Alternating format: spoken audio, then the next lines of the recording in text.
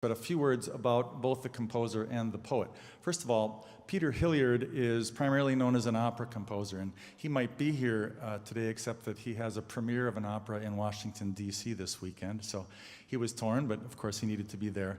I know he'll be watching the stream soon after this performance is over. He's just one of John's very best friends. They've been collaborating for a while, and this is very special for John because he commissioned this piece at his church at Abington Presbyterian in the Philadelphia area, where, by the way, the St. Olaf Orchestra performed on tour. They were our host on a tour about, I don't know, a dozen years ago, and it was wonderful. It's quite a musical community.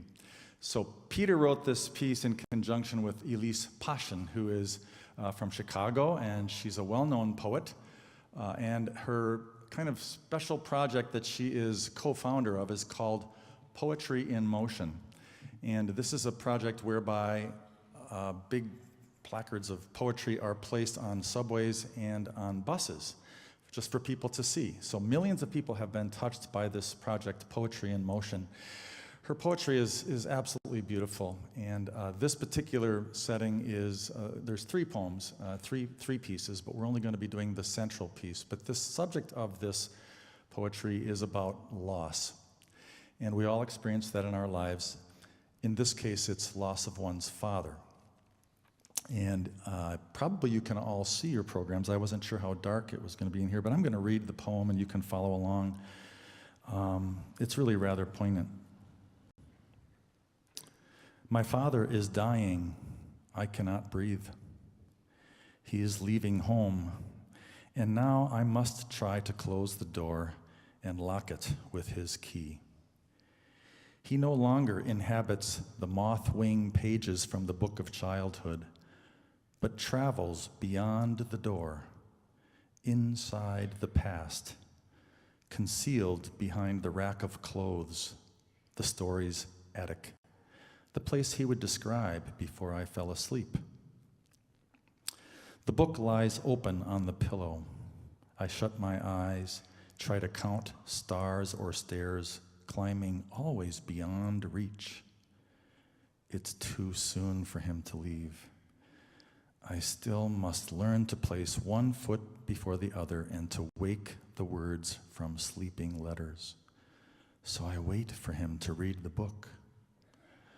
When day turns dark, the key revolves, and he, with bare tight arms, catches me all in air.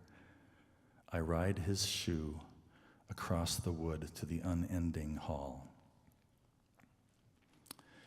I'm a little embarrassed to admit at the first rehearsal, the very first reading of this score, I was weeping at the end. Partly because the piece is so beautiful, but partly because I was very close to my dad, and even though he died over 20 years ago, I dream about him all the time, and I think about him a lot. And so some of us have lost our dads, and some have not. But this is something that, you know, we're all going to go through in life, and it's tough. So this music is great. It's special. I'm so excited to welcome our two guests. John Sall, as I said, 1996 grad. He studied conducting here. He studied organ and church music with John Ferguson.